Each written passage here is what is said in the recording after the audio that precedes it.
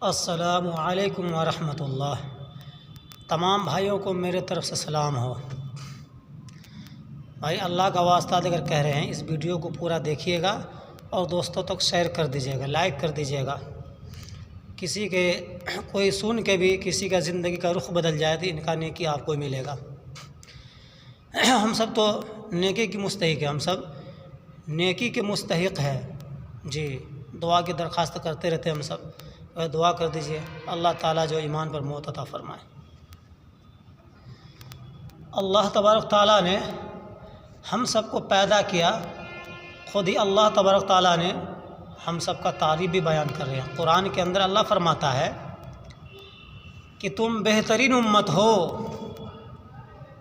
لوگوں کو رفع نشانی کے لیے نکالے گئے ہو اور برائی سے روکتے ہو، نیکی کا حکم کرتے ہو، یعنی بھلی بات کی طرف کھینچ کر لاتے ہو۔ کسی امت کا اللہ نے کم و بیش اس دنیا میں 1.25 لاکھ انبیاء علیہ السلام اس دنیا میں تشریف لائے، لیکن اللہ تبارک تعالیٰ نے کسی امت کا اس میں تعریف نہیں کیا، تعریف بیان نہیں کیا، لیکن اس امت کا اللہ تبارک تعالیٰ نے قرآن میں ہم سب کا تعریف فرمایا ہے۔ اس امت کا، ہم لوگ اس امت ہے نا، حضور پاک صلی اللہ علیہ وسلم کی امتی ہیں، بتائے تعریف فرما، لیکن ہم لوگ کیا ہیں؟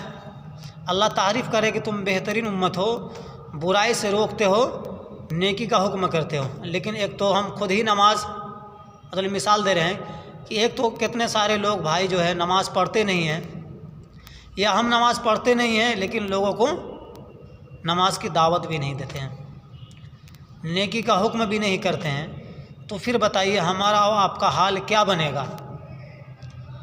تو میرے بھائیوں، اللہ نے اس امت کو 2 کام دیا ہے، جو نبی والا کام دیا ہے، اتنا اونچا کام دیا ہے کہ اللہ تبارک تعالیٰ کو یہ دین اتنا محبوب پسند ہے کہ ہمارے نبی کو پیٹتے ہوئے اللہ نے دیکھا جی۔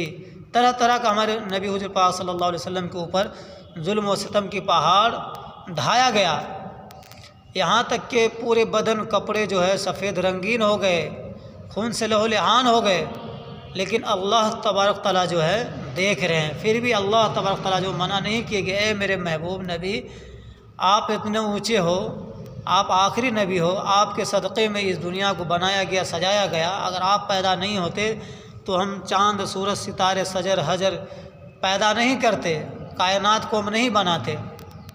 ایسا اللہ نے نہیں کہا نبی کو، بلکہ یہ سمجھ میں آیا کہ اللہ تبارک تعالیٰ کی نظروں میں جو ہے یہ دین اونچا ہے۔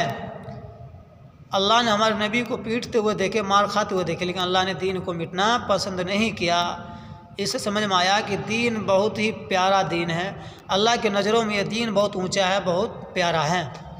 آج ہم سب بے خبر ہیں، بس ہم لوگوں نے اللہ سے وعدہ کیے تھے، جب ماں کے شکم میں تھے تو پیدا ہوئے، جب زمین پر گرے تو اللہ نے کہا قالوا بلا، اب تم دنیا میں جا رہے ہو، تم کیا کرو گے؟ یا اللہ میں تیری عبادت کی سوا کوئی کام نہیں کروں گا، لیکن شیطان کے چکر میں وہ پھنس جاتے ہیں، اپنا زندگی کو سنوارنے کے بجائے بگاڑ لیتے ہیں، آخرت کو خراب کر لیتے ہیں۔ تو میرے بھائیوں، کہاں آپ کھوئے ہوئے ہو، کہاں در بدر کے ٹھوکر کھا رہے ہو؟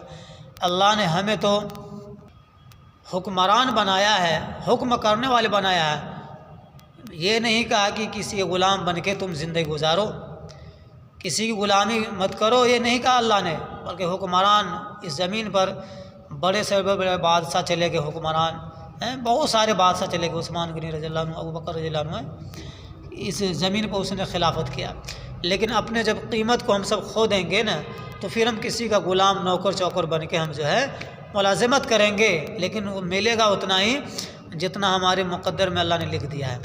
بھائی روزی آپ کے مقدر میں اللہ نے لکھ دیا ہے تو روزی آپ کے پاس دوڑ کر آئے گی، اگر مقدر میں لکھی نہیں ہوگی تو روزی آ کر واپس چلی جائے گی۔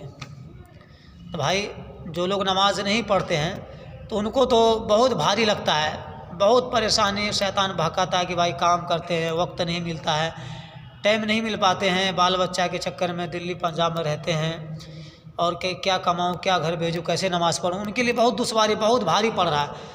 جب آپ خدا کی قسم، جب آپ نماز شروع کر دیں گے تو آپ کے لیے آسان کر دیں گے، اللہ تبارک تعالیٰ آپ کے لیے آسان کر دیں گے مشکلیں. اتنا مزہ آئے گا نماز پڑھنے میں، اتنی سہل ہو جائے گی کہ اللہ اکبر کی آواز کانوں میں پڑے گی آپ کی تو وہیں پہ آپ کام روک دو گے، پہلے نماز پڑھو گے. خدا کی قسم پھر یاد کرنا کہ حقیقت میں نماز نہیں پڑھتے تھے اس وقت کا زندگی، جب ہم نماز پڑھ رہے ہیں ابھی کا زندگی کیا ہے. آپ کی رخ بدل جائے گی اور آپ کو سکون والی زندگی اور روزی ملے گی. آج تو آدمی کما لیتے ہیں، کوئی 70,000 روپے مہینے کی بھی کماتے، کوئی 25,000 روپے بھی مہینے کماتے، لیکن زندگی میں سکون نہیں، چین نہیں ہے. کوئی اپنے بیوی سے پریشان ہے، کوئی اپنے بچے سے پریشان ہے، کوئی اپنے ماں باپ سے پریشان ہے، کوئی اپنے بھائیوں سے پریشان ہے، کوئی کورٹ کچہری کا چکر لگا رہے ہیں. تو بھائی جب زندگی میں نماز نہیں ہوگی تو پھر تو یہ دشواری ہمارے لیے زندگی کاٹنا دشواری اور مشکل والی ہو جائے گی. سکون زندگی میں نہیں ہوگا، سکون چھین لی جائے گی. کیونکہ اللہ نے جو حکم دیا ہے نماز کا، پہلا اللہ کا حق ہے کہ نماز پڑھو. اور پھر اللہ تبارک تعالیٰ نے کہا ہے کہ جو شخص نماز پڑھتا ہے وہ ہماری حفاظت میں رہتا ہے. اگر جو نماز نہیں پڑھتا ہے تو میری حفاظت سے باہر ہے، میرے قلعے کے اندر میں جو رہتا تو محفوظ رہتا ہے. جو نماز نہیں پڑھتا تو وہ قلعے کے باہر ہے، چاہے ان کی دردناک موت ہو، چاہے جیسا بھی ہو، اللہ کی اس پر کوئی ذمہ داری نہیں، کوئی حفاظت نہیں ہے. بھائی جب اللہ نے حفاظت لیا کہ تم 5 وقت کی نماز پڑھو، سب سے پہلے جو ہے نا تمہارے رزق کی تنگی کو ہم دور کر دیں گے، مٹا دیں گے. جس کے لیے پوری دنیا پریشان ہے روزی کمانے کے لیے، اللہ نے نماز کے ذریعے سے اس روزی کا اور مسئلہ حل کر دیا کہ پہلے رزق کی تنگی کو ہم مٹا دیں گے. جی تو بات تو لمبی ہو جائے گی. تو بھائی نماز پڑھو، نماز پڑھیے، ہر حال میں پڑھیے اور دین کی دعوت دیتے رہیے. انشاءاللہ اللہ آپ کو مالدار بنا دیں گے، اس طرح سے روزی دیں گے کہ آپ کو گمان بھی نہیں ہوگا کہ ہم اتنے کمانے کے لائق نہیں تھے لیکن مہینے کا اتنا کیوں کما رہے ہیں. آپ کو گمان بھی نہیں ہوگا. مثال لے لیجیے، کوئی آدمی 2,000 روپے روز کا کماتا ہے تو اس کو 2,000 کا بدلہ 4,000 5,000 بھی وہ کما لیں گے، اس کو گمان سے بھی زیادہ روزی دیا نا اللہ. تو بھائی کیا اللہ کو ناراض کر رہے ہو بھائی؟ ایک روزی روٹی کے چکر میں اللہ کو ناراض مت کرو. آج ہماری آپ کی موت آ جائے، کس وقت آ جائے موت کسی کو پتہ نہیں ہے، لیکن موت تو آنی ہے. کس وقت موت آ جائے کوئی پتہ نہیں ہے. اپنے بچے اپنے بیوی سے پوچھئے گھر جا کر کہ اگر ہم مر جائیں گے تو قبر میں صرف 1 دن رہنا ہے. اپنے بچے سے پوچھئے، اپنے بیوی سے پوچھئے کہ جب ہم مر جائیں گے تو قبر میں ہمارے ساتھ 1 دن لیٹنا ہے. انکار کر جائیں گے، کوئی ساتھ نہیں جائیں گے، کوئی ساتھ نہیں جائیں گے. ساتھ صرف جائیں گے تو آپ کے اچھے اخلاق، اچھے اعمال، آپ کی نماز، روزہ، صدقہ، زکوٰۃ، اگر فرض ہے زکوٰۃ تو آپ کے اوپر فرض ہے تو یہ آپ کے ساتھ جائیں گے، باقی اعمال سب چھوٹ جائیں گے. تو رب کو راضی کر لیجئے، منا لیجئے. کہاں کھوئے ہو جنگلوں میں؟ اللہ نے آپ کو تو قیمتی بنایا ہے. کہا کہ ایک ایمان والا اتنا قیمتی ہے، پوری دنیا مل کر اسے خریدنا چاہے تو ایک ایمان والے کو نہیں خرید سکتے. پوری دنیا والا مل کر، پورے ملک کہیے، ایک ایمان والے کو نہیں خرید سکتے. جب تک ایک ایمان والے اللہ اللہ کہتا رہے گا اس روئے زمین پر تو قیامت نہیں آئے گی.